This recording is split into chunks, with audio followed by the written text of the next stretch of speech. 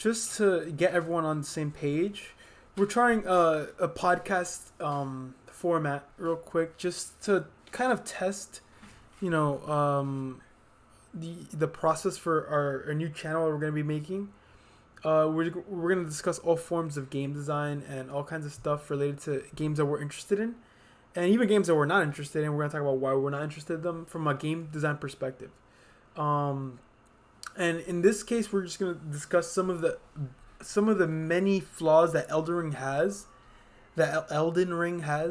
Some of the many flaws that Elden Ring has that we think some of them are discussed pretty frequently, but many of them in this list are not discussed at all.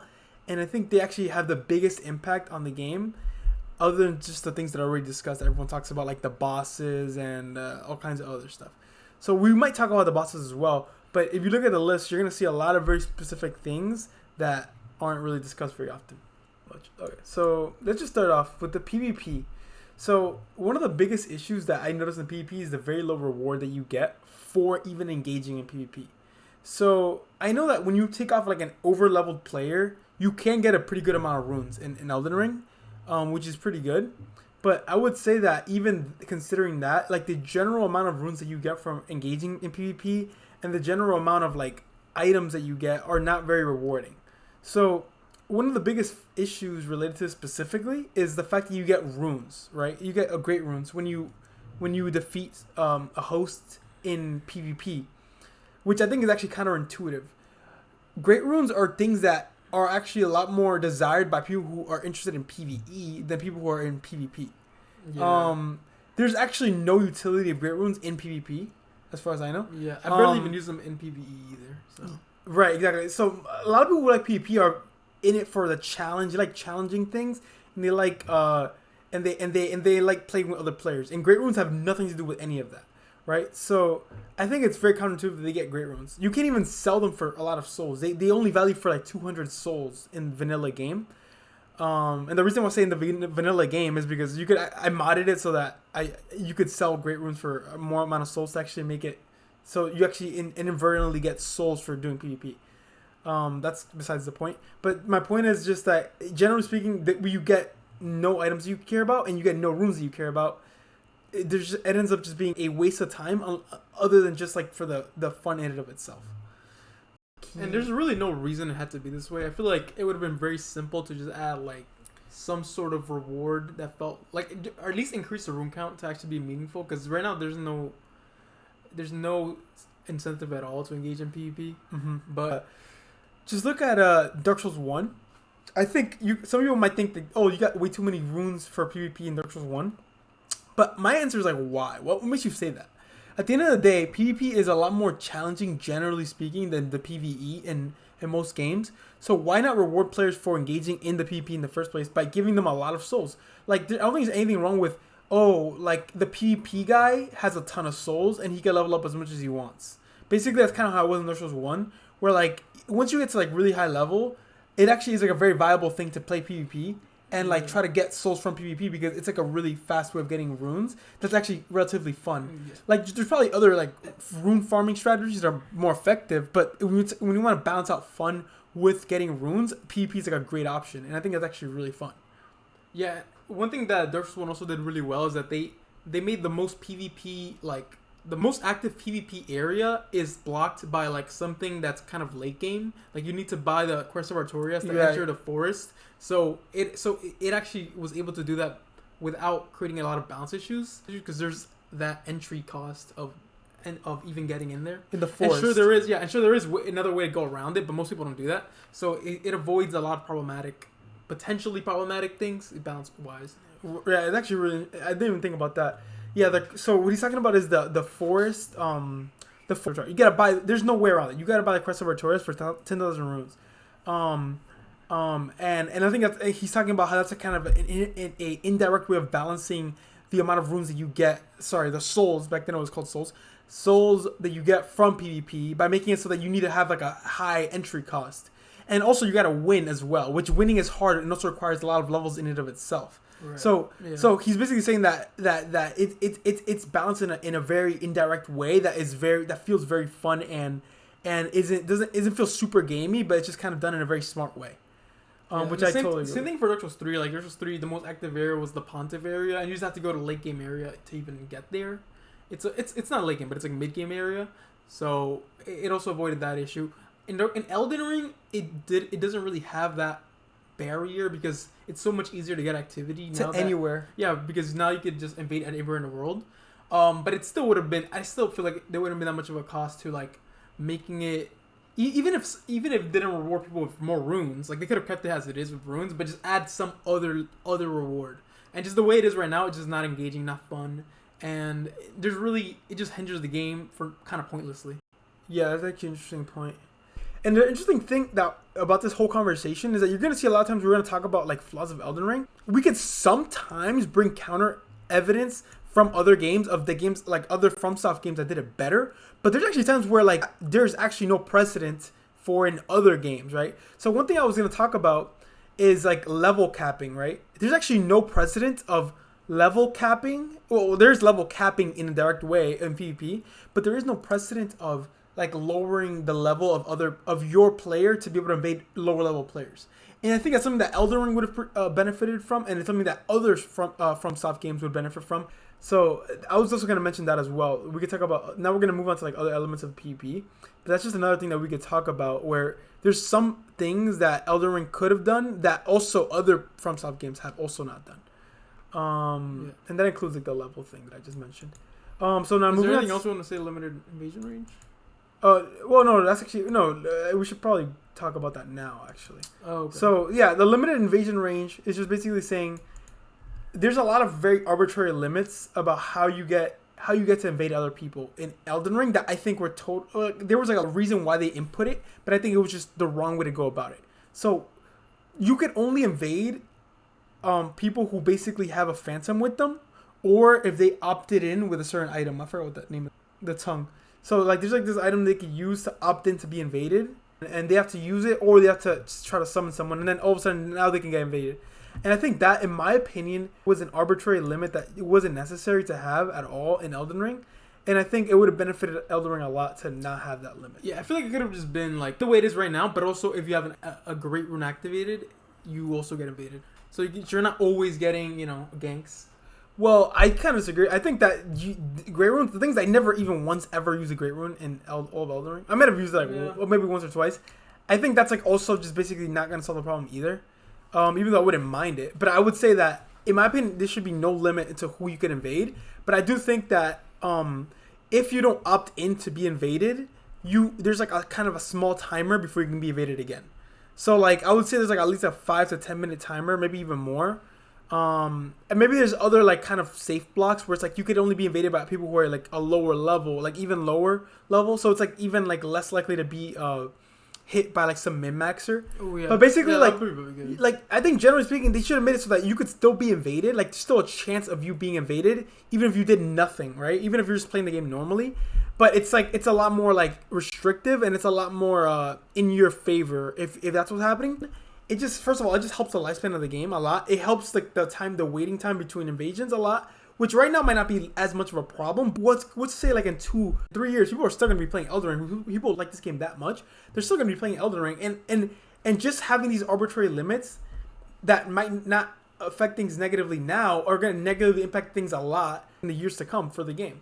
And I think that's only one of the reasons. I think the second reason is because generally speaking, I think it's just fun to be invaded. I think it's fun for like even casual players to kind of have an experience or two of being invaded throughout the game. Some people might argue that it might maybe if like they get noob stomped by some like really good player, they'll put down the controller and like never play the game again.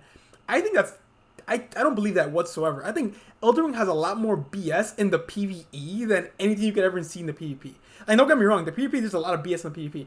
But, like, I think that if you die, like, once every, like, couple days by some like, really overpowered guy in PvP who invades you, like, I don't think it's going to be the end of the world, especially if you could just grab your runes and move on. This is considering the fact that a lot of the invasions that people are going to have are not going to be some, like, a min-max guy. Like, that's not every single invasion. That's not every single invader either.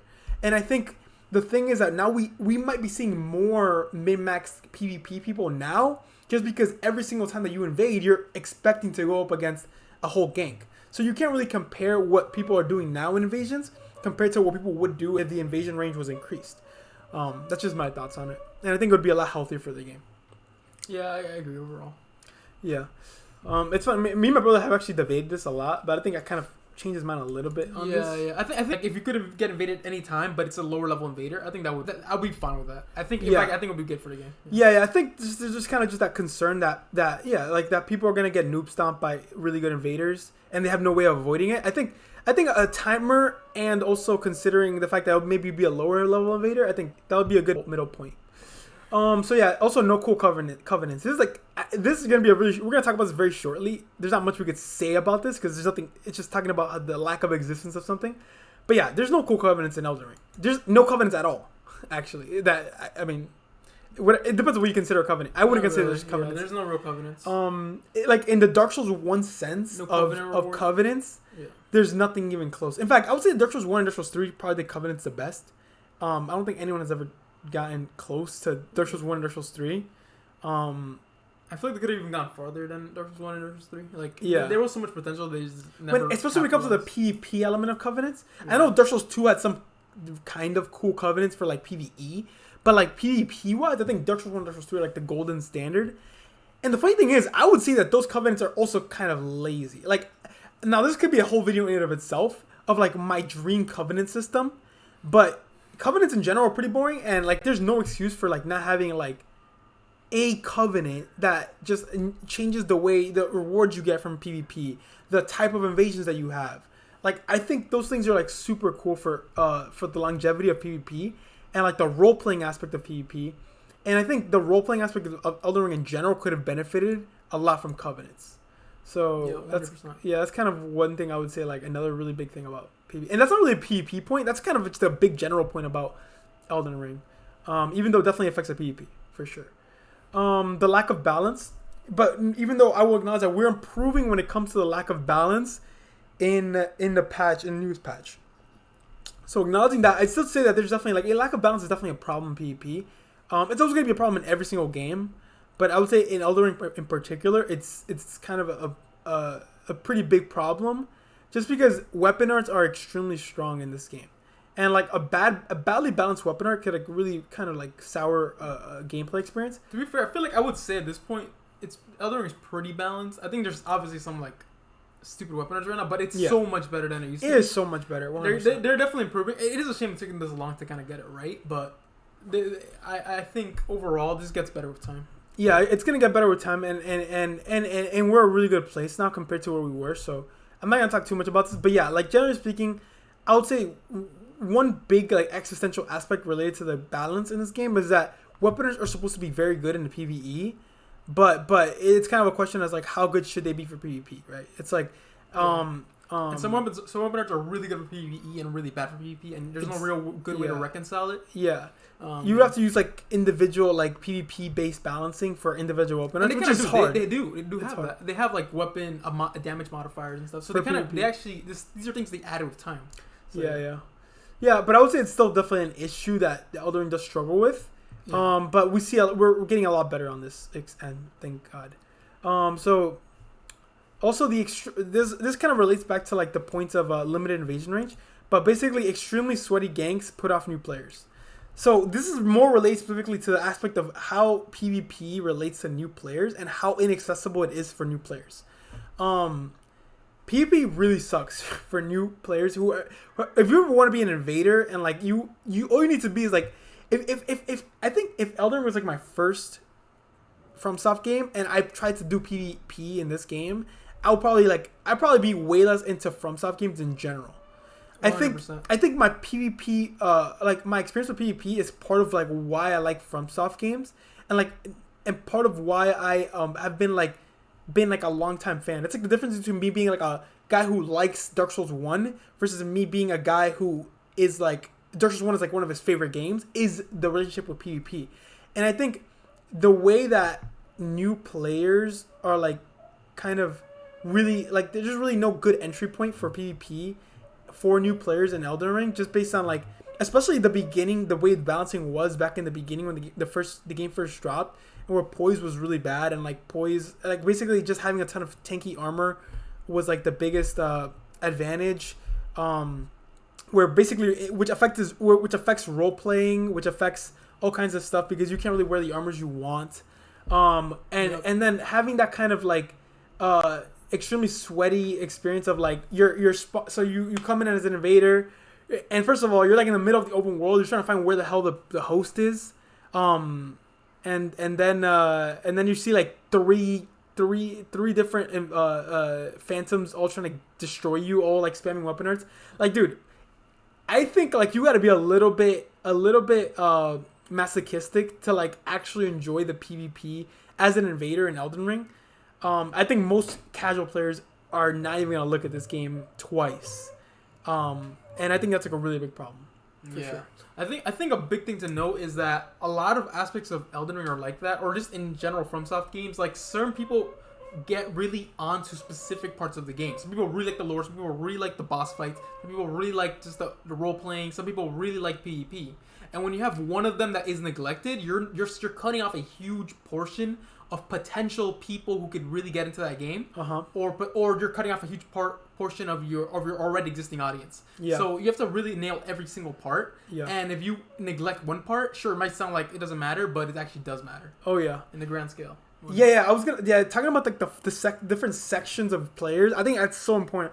And I think the other thing too, talking about like different sections of players, is not really part of this point particularly, but the role playing players, like players who like the role playing, they really struggle in Elden Ring, in my opinion. I think so too. I feel like role playing in Elden Ring is kind of difficult because there's a lot of incentive of like what weapon you want to use, even for PvP and for PvE. There's like a lot of like the game's kind of pushing you to certain weapons. The game incentivizes you to certain armors. That's getting better now with the new patch, 100%. I'm not gonna lie about that. So I would say the armor's probably not as much of a big deal now, but I would say like especially back then, games was pushing you to wear certain armors. Like, dude, the RPG element of Elden Ring, there's no covenants. Like all these things like cut down on the RPG elements. Elden Ring. I think there's another point is that the Fashion Soul is not that good. Like, overall, I feel like but this may be just a personal take, but the Fashion Souls is just it's not good. I feel like the armors are either too specific or too bland, and they're too similar to other armors. Without having there's like a big emptiness in certain other types of armors that don't exist at all. There's like vast chasms of type of armors that should exist that don't exist, and there's a bunch of copies of armors that we already have enough of. Yeah. It doesn't strike a balance at all. Yeah. I think Dark Souls 1, Dark Souls 3 did it better. Dark Souls 2. Dark Souls 2 as well, yeah. Dark Souls 2 is like one of the best actually, when it comes to Fashion Souls. Yeah, 100%. Yeah. So yeah, that's kind of the related to PvP.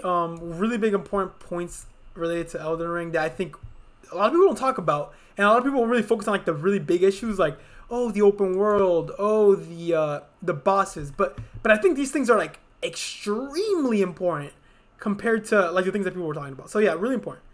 Okay, so let's move on now to the open world because I talked about like people talk about the open world a lot, but I think there's actually a lot of points here that people don't really talk about relating to the open world that are like extremely important when it comes to like the replayability of the game that nobody talks about. And people do talk about the open world a lot, but not specifically about these points. So let's talk about too big. We hear this a lot.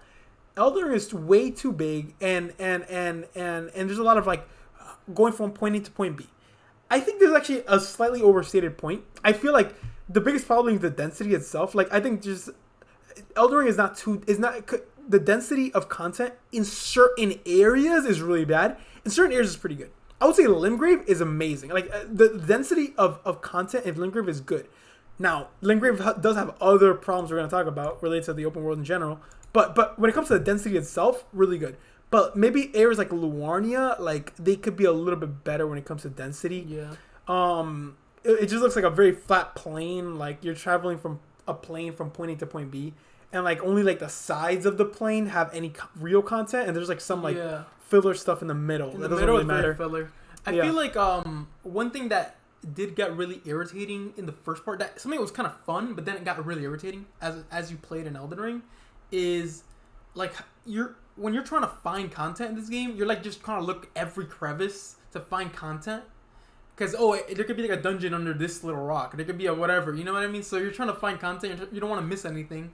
But I feel like that could get really boring, really irritating in certain scenarios where where in certain like terrains it could get really irritating when you have to like go across the map to find this area and then there could be something there. There could be something there. Maybe like yeah. You're trying to like look behind every rock and stuff. Yeah, I think if the content was a little bit more delegated intelligently, like if there were like specific places that had a ton of content, and then these areas that are kind of that are kind of just meant to be run past, I feel like that'll be better for that aspect of the problem. So you're basically, but that kind of goes against this a little bit, right? It kind of does, but it kind of doesn't. Because I feel like, for example, if Lorenia was kind of just a really big, vast area that you're kind of just supposed to run past, it would be less irritating than it is now. Because right now there is things inside Lorenia, like inside the vast pond area, right? But you feel bad. But you feel bad for running past it. But you also don't want to run past it. It's like it's conflicting. I feel like it would have been better if there were like just areas that are just purely ambient and you're just supposed to just run past, and there were these points of interest which were the main content areas. I think they could have done a couple different things that would have worked. Yeah. To be fair, I don't think this point particularly is like super bad in Elden Ring. I think the density in general is okay. I would say the biggest problem comes with the next one. Right, so the biggest and that's actually, by the way, just real quick, that's the reason I put expected here, because I'm like, okay, I think that the two big problem is kind of a problem in a lot of open worlds, but some open worlds nail it, like Skyrim. Skyrim doesn't feel too big. Like Skyrim feels like a good place where it's at, but for the type of game that it is, you know, and it's a different type of game as well, so that kind of goes into it. But I would say like it's not a super big point in Elden Ring. That it's not overly big, like some people like to claim it is. But yeah, the little reward for exploring. There's very little rewards, very little drop rates for enemies. And then some very important items that are seemingly randomly given to you for free. Which basically incentivize these new characters to use torrent to like just like beeline and run straight towards like the important items they know where it is, and that's it. So really big important problem in Elden Ring, right? So we have an amazing combat system in Elden Ring. We have an amazing everything in Elden Ring. The world is beautiful. The world is like the density is pretty spread out pretty well, not too bad. Some areas are kind of bad, some areas aren't. But generally speaking, it's okay, right? But now there's no incentive for actually engaging with that open world, because the truth is you might as well just use torrent to beeline towards the bosses, beeline towards the smithing stones, beeline towards whatever you need, because at the end of the day, it's not like you're gonna get any smithing stones for killing normal enemies, right? It's not like you're gonna be getting a lot of runes for killing normal enemies. So at the end of the day, you're kind of just fighting them for fun. It's a very weird and kind of like game breaking thing once you realize the fact that a lot of the enemies in Elden Ring are like, there's like no reason to actually fight them. Yeah. 100%. There's no reason to fight them. They're gonna give you like 2 materials that you could just grab from like the bush right next to them. They're gonna give you some like armor set that is like way too heavy or something. Yeah. Like they're gonna give you like. By the way, there's a chance of them dropping it. It's not even guaranteed. There's generally speaking, like the enemies don't drop anything you actually care about. Even in dungeons, right? Even in dungeons, the grave warts or whatever, the grave root, whatever the hell they're called. The grove warts. The grove warts, right? Those things. You could just they don't even drop them from the enemies. You don't even get them from the bosses. You just get them from entering and like grabbing the little roots, and then getting the hell out. You can literally just go in, grab the important thing, which is the roots, and then leave. So all upgrading materials, which are like basically most RPG games, most open world games, Legend of Zelda, Tears of the Kingdom, the one before that one, they all understand this. Like you gotta give the incentive for fighting enemies. It has to be like upgrading materials, like stuff you get that makes your character stronger. You know, and all that stuff in Elden Ring, you don't even get it from actually engaging with the game. You don't actually get it from killing the enemies. You don't actually get it from any of that, which is like the whole point of the game, the combat. No, you get it from the thing that's next to the enemy.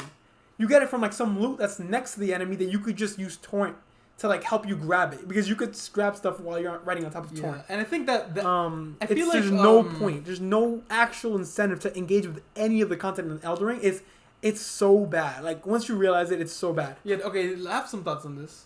I think some people might reflexively think, okay, but it's kind of annoying that like they might think that we're saying that we should. That you can't grab things on torrent or something. Or they might think you're gonna make the game more annoying in order to do this. I feel like that's a little misguided thought, because the game would be a lot funner if you actually were rewarded from killing stuff. Because as it stands right now, the game is actually more annoying as it is. Because if you're starting a new character, like if you look at anyone starting a new character, like any playthrough or whatever, they always just run towards the upgrade materials, and they don't actually want to fight anything. They don't have to fight anything for like the first 30 minutes. If you look at any speedrun or anything, it's always just running towards the upgrade materials. I counted it. It's 20 minutes. Of every single Elden Ring speedrun is 20 minutes of resource gathering before they kill a single boss. But let's say, for example, those smithing shards or whatever, you actually got them from fighting enemies. Now it will be a lot funner because you have to prepare to actually fight those enemies instead of just like running towards the items, right? Like it requires a little more intelligence, more thought, more, and it's like it would be a funner watch and a funner playthrough if you actually had to like focus on actually killing stuff. Yeah, just generally speaking, like it's completely unrewarding. The game doesn't reward you for the fun aspect of the game, which is by definition a bad game. Now now you're like, oh my god, you called Elden Ring a bad game? Yeah, in a lot of ways, Elden Ring has the worst game design of like almost every Souls game. And part of it why 100%. Is because it tried to translate Dark Souls game mechanics into in an open world, and that didn't really translate well. Because in Dark Souls 1, you could sort of get away with having items drop, smithing shards or whatever, found all over the floor. And that's fine because you still have to, because how linear it was, you still had to engage with the content. You still had to fight stuff. You can't just run past it with torrent, right? But now in an open world game, that doesn't apply. So they didn't really translate the mechanics well. They had to make items be dropped from enemies more instead of just grabbed. I think the biggest thing as well is not just the fact that it's possible, right? It's not the fact that it's possible to get all the materials and grab your stuff like to the max level or whatever. Because theoretically it was possible to do that in Dark Souls 1, but the point is that it wasn't incentivized, right? So in Dark Souls 1, you could theoretically get a really high level weapon without killing. Well, you gotta kill Asylum Demon for sure. You gotta kill the bosses at least. You gotta, but you gotta kill. Once you kill like the Capra Demon, you could like be that guy and be like, I want to really get like a plus 10 weapon and then get a plus 15 weapon like before killing any other bosses. You could do that, but guess what? You're gonna have to farm some chunks. You're gonna have to farm some heavy shards. You're at least killing those enemies, right? Yeah. You're not gonna find literally like 9 chunks easily in Dark Souls just by not killing anyone. Not just that, there's also like you have to running past enemies. Even if you want to be a guy who just runs past all the enemies and grabs it. It's harder. That's a lot harder. A million times harder. And in fact, I would say it's a skill. If you're able to run past New Londo, you're probably good enough to like actually kill them. Yeah. There was a skill to running past people, but now it doesn't really apply in open world game. Yeah, 100%. Especially when you have torrent.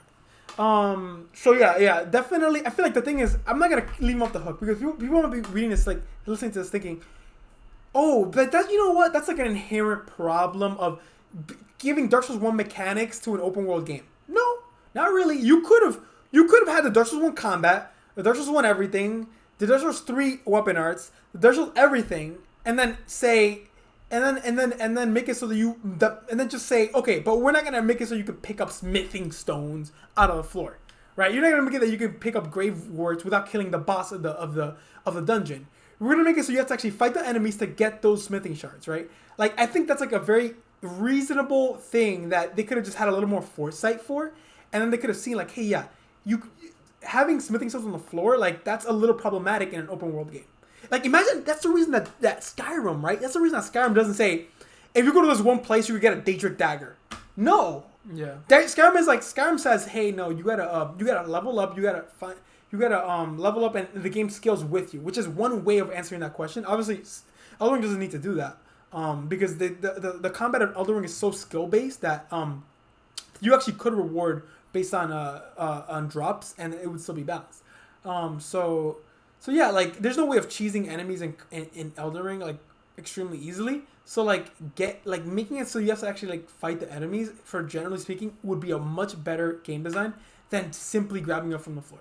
Just simple as that. I feel like the worst outcome you see from this is just the lack of replayability. Like replaying Elden Ring is so not fun because at least in your first playthrough, you could think like, oh, maybe I will get some rewards. Actually, yeah, this is kind of going to the next point, but whatever. Yeah, go ahead. Yeah. In the first playthrough, you're not sure what you're gonna get. You're not sure what rewards everything is. So you're just kind of having fun, just killing whatever you want to do, and hoping it gives you the best things. But then in subsequent playthroughs, and not even with subsequent playthroughs, even in the middle, within the same playthrough, when the first playthrough, it slowly creeps in the revelation that hold up. Most of this open world content is kind of pointless. Like there's no reason to do this, which is why everyone has the same experience. Once they get to Mountain of the Giants, they're just kind of like, because they know the content in the big ass Mountain of the Giants is gonna be pointless. 90% of it is gonna be pointless. Because they've learned from Limgrave, they've learned from Lorinia, they've learned from Altus that it's pointless. And it's super hard. And it's, exactly. And exactly. As the difficulty gets higher and the rewards stay at the same crap stagnate. tier. Yep. That's what makes it so, like, I don't really want to do this. I'm just going to run past everything. Fuck it. Yeah. So, let's just jump right into the next point. We were talking about it, right? So, hardware playability. By the way, the point we just talked about is part of, it's like one of the biggest reasons related to hardware playability. The hardware playability comes from the fact that, bro, you know where to go grab stuff. You gotta get a +9 weapon. It's like your choice if you want a +9 weapon, a +9. By the way, a +9 boss weapon, because the boss weapons are the ones that use the easiest resource to gather, which is the easiest resource to gather is the Somber Smithing Stones. The Somber Smithing Stones are easier to find than the normal Smithing Stones. Let me clarify. It's not that they're easier to find. It's that you only need one of them to upgrade, and therefore overall it's a lot easier to upgrade. That's what I mean. Like, it's easier to upgrade Somber Smithing Stone, Somber weapons than normal weapons. So you could actually very, very, very in 20 minutes, if you want to, get a +9 weapon, boom, without killing any bosses in Elden Ring. So, hardware playability, like, absolutely horrible. The incentives are absolutely not aligned, right? Instead of it being, oh, you want to play Elden Ring again? Cool. Have fun killing those, like, new lower level enemies again. Have fun learning how to kill, like, the Lothric Knights, the Lothric Knights. The Crucible. The Crucible Knights, all this stuff. And they're going to give you so many smithing stones. Remember back in Dark Souls 1, once you kill Black Knight, what do you get? A Titanite chunk. And back in Dark Souls 1. They understood this in Dark Souls 1. You gotta reward people for killing, like, the hard enemies. You get a ton of souls. No, there's just in Elden Ring you don't get anything. I actually gotta point something out real quick before we actually go into the replayability thing. Go ahead. Another problem that emerges from the lack of drops of smithing stones is that you can't really play around with different weapons in a single playthrough. Like, if it usually feels like you only have enough smithing stones to upgrade one weapon. Barely one weapon. When you're playing naturally. Unless you, like, actually get to like buy them with the bell bearings. Once you find the right bell bearings, sure, you can do that. But the bell bearings are usually lower level than the actual main weapon you're using. That's just the way it works out. So you're usually incentivized to have, like, one main weapon, and you can't really play around different weapons. So, but actually having enemies drop shards would actually allow you to play around different weapons. Yeah. Really important as well. Yeah, that kind of goes into another point about the open world before we go into replayability, is that you can't have an open world game that has linear elements for progression, right? That has let me rephrase that. You can't have an open world game where that has hyper specific things that guard progression. That's my point. So, for example, in Skyrim, if you want to play the game, you could literally go anywhere and you're going to be leveling up. And you're going to be able to go to any town, right? Any town. So it's not specific. Any town, and you're going to be able to go to their smith, and whatever, upgrade your stuff, whatever.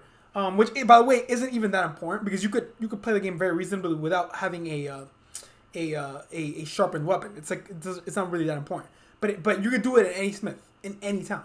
You could go take a carriage, take you anywhere, right? In this game, in Elden Ring, if you want to upgrade your weapon, you got to go. Unless you want to, like, go. You either got to find where the smithing shards are, like, in the world, because, by the way, very few enemies actually drop it, and they have a very low drop rate. So you got to either farm those guys, which is very unreasonable. You got to find all the what is it, like 12 smithing stones you need to get to, like, one tier. Yeah. So you gotta find 12 smithing stones, or you gotta go to the mines, or you gotta go get the bell bearing. So all these things are very, very specific things. The mines is literally a single dungeon in a quote unquote open world game that you are highly incentivized to go to. That is just bad game design. I'm so sorry.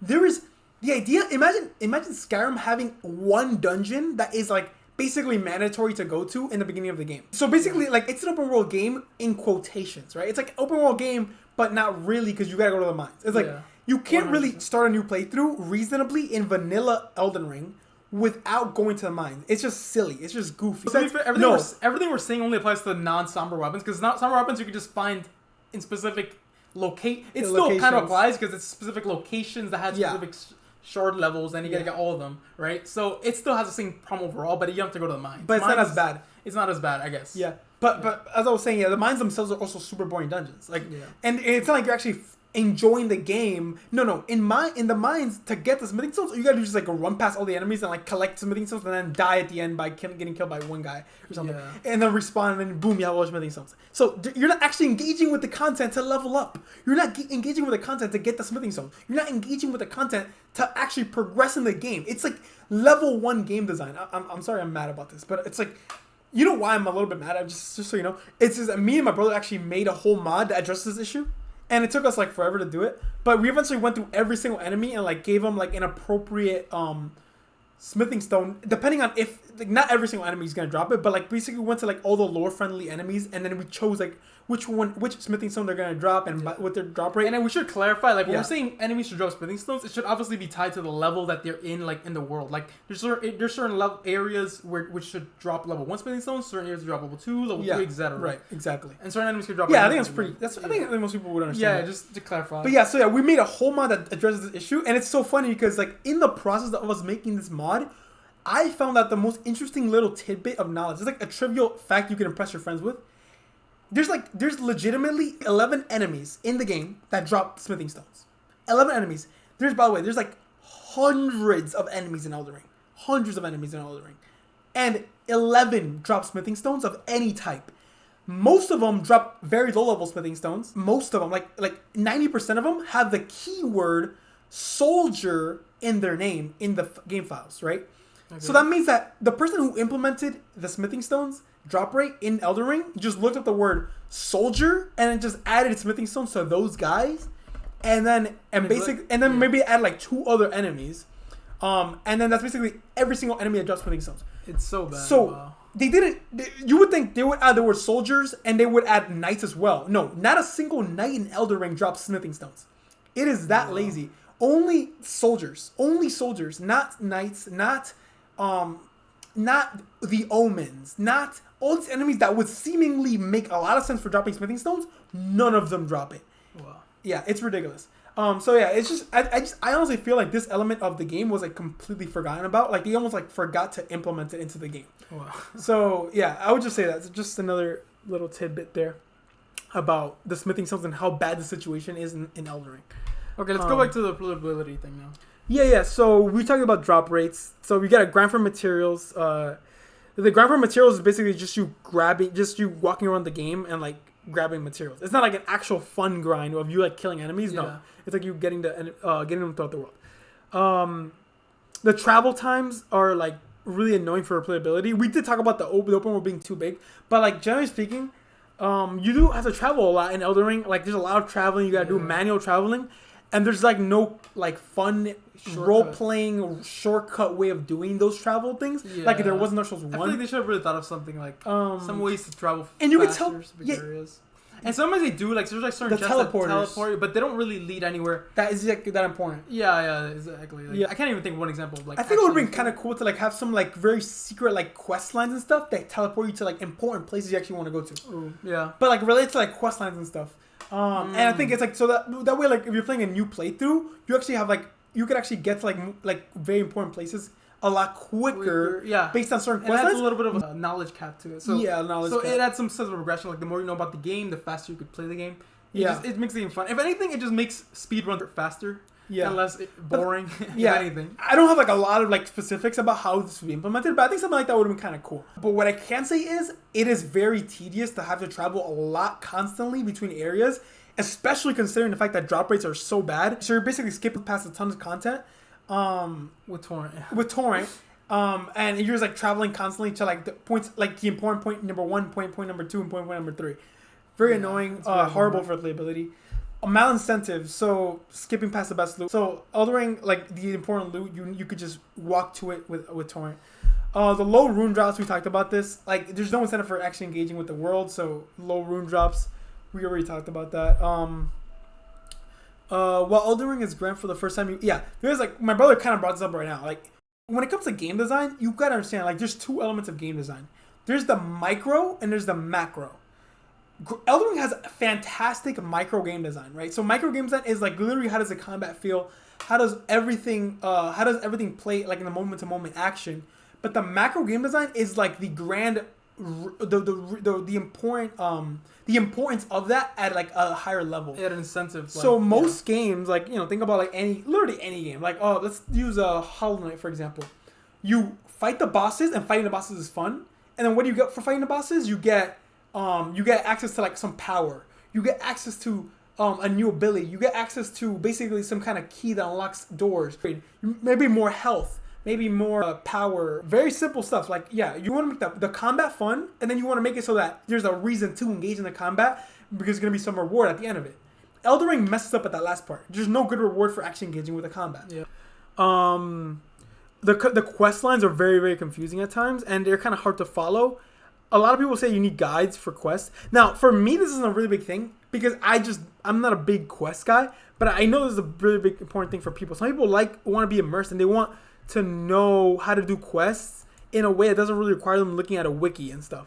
And I think just some quests feel a little bit too contrived to be able to reasonably be like figured out. Yeah, people have talked about this naturally. To death. People have talked about this to death, to be honest. So, but yeah, it's 100% real thing. Yeah. They kind of improved a little bit with adding little icons on NPCs now. Like they have icons, but it's still pretty annoying. I would say too that Elden Ring, and I don't really know how to fix it, to be honest. It's really hard to fix. This issue, I would say I will say this. I don't know much about quests, but I can talk about the NPCs in Elden Ring. I think NPCs in Elden Ring have really good voice acting, fantastic voice acting, like a really, really good. Like, there's like staple of the Souls games. They have really, really good voice acting. But I would say the one flaw that I have is, like, generally speaking, like, they feel less engaging. The NPCs feel a little bit less engaging for me. As someone who doesn't really follow the quest that attentively, I will admit, they feel less like naturally fun, right? So for example, like when I think of Dark Souls 1 NPCs, they feel way cooler, right? So like every single NPC in Dark Souls 1 has some really important function, right? So they're either a blacksmith, they're either the guy who sells you pyromancy, they sell you some sorceries, they're trusty patches who tries to kill you, they're like the Crestfallen Warrior is probably the most boring one, but he's just the guy who's telling you what to do in the beginning of the game, which is fine, and he has like some nihilistic vibe to him, which is kind of cool, whatever. And then later on in the game, he goes hollow, whatever, which is whatever. It's like a little small quest line. Nothing. That's like I'll give that one. That's like an Elden Ring tier. Yeah, that's like an Elden Ring tier NPC, but he's probably one of the most boring NPCs in the whole game. For sure. So using him as like a reference point is like really bad because if all your NPCs are as good as the Crestfallen Warrior in Dark Souls 1, then your NPCs kind of suck because he's the worst NPC in all of Dark Souls 1. Yeah. So how about Lautrec? He has like a whole quest line, and that feels like you don't have to spring his quest line into action. It's just kind of happening, you know? Yeah. And then you invade him at the end. And then you can invade him, and it feels like it's very hard to miss his quest line. Yeah. Like his quest line is like once he kills your Firekeeper, like it literally gives you like a big like thing of like, oh yeah, your black eye orb is ringing or whatever. Once you find him. And by the way, the fact that he shuts off your bonfire makes it so you're like, wait, what the hell is going on? You go check the Firekeeper and boom, she's dead. It's like all happening in like the central hub. So like you're not gonna miss it, you know? Yeah. And by the way, I don't have a big problem. Just to be very clear, I don't have a problem with missable quest lines. I'm okay with that. I just feel like when they're way too missable and that's all your quest lines, and also generally speaking the problem with NPCs in general of them not being super engaging, that's more what I'm referring to right now. That's kind of my critique of the NPCs in Elden Ring. Just they don't feel super alive. They don't feel super. The story is also probably a little bit better in Dark Souls 1. Like the stories in Dark Souls 1 were a lot clearer. Like what's happening, you can explain a very like there's like a very emotional core to it. And a lot of the Elden Ring NPCs stories are a little bit more like, they're like thematically interesting, but they're not like emotionally resonant a lot of the time. It's a little bit like, a lot of times you finish a quest line and it feels a little bit anticlimactic. Yeah. And it's funny too because it did have extremely long quest lines for an anticlimactic thing. Dark Souls 1 has super short quest lines. Yeah. Dark Souls 1 has like super short, like it has like maybe one or two beats. Like maybe like it has like about like 3 different separate events. Like some quest lines in Dark Souls 1 have like 3 separate events, but they're that good. Yeah. And like their writing is so much better that you already feel way more engaged, and the characters are so much more interesting that you feel much more engaged with like 3 separate beats. Yeah. And Elden Ring has like you gotta go talk to him here, you go talk to him there, then go talk to him here, then go talk to him there. It's like they're all basically Siegmeyer quest lines. Yeah. They're basically all quest lines in Elden Ring are like basically Siegmeyer quest lines. Because Siegmeyer was actually. But Siegmeyer was actually kind of care about Siegmeyer a little. Yeah, you kind of care. About Siegmeyer. He's a lot more engaging in my opinion because he's kind of like doing things throughout the world without you, and you're kind of just beating him in very like easy to find places. Yeah. And it's clear where you're helping him. And his quest line are, to be fair, his quest line is the most missable than of all of the Souls quest line, which by the way I'm okay with. Like I said, I'm okay with missable quest lines. But it feels a little bit more engaging. And by the way, I'm not even a huge fan of his quest line. I'm not a huge Siegmeyer quest line fan. I like his character and not his quest line that much. But my point is like, you know, you could do a lot with a lot less beats. And most quest lines in Elden Ring in Dark Souls 1 have a lot less beats than the ones in Elden Ring, and they're a lot more emotionally resonant. That's all I'm gonna say. Yeah. Overall agree. Yeah, so just another one of just kind of a video that we want to talk about, just some of the flaws in Elden Ring.